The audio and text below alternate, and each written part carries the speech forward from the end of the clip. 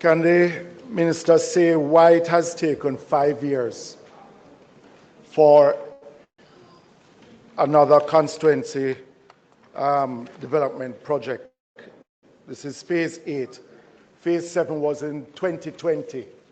And just by the minister's admittance that this program is supposed to be every 3 to 4 years, why has it taken 5 years for constituencies that have been affected by bauxite to be seeing any resources, any at all? Secondly, can the minister say if there will be an increase over the measly sum of $4 million that has been given to constituencies like Northwest Manchester every 3 to 4 years for projects financed through this program? Can the minister also say which are the projects, that $1 billion that she mentioned in the last financial year, were these projects?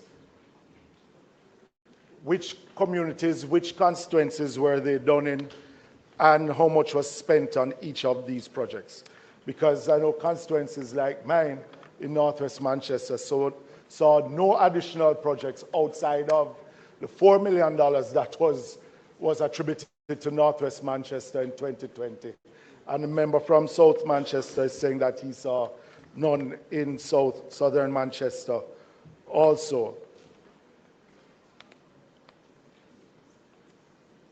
And last question, will we be seeing the regular allotment to these constituencies and not when it is that the administration see fit that constituencies that have been affected by bauxite will see the regular flow of funds coming from the CDF?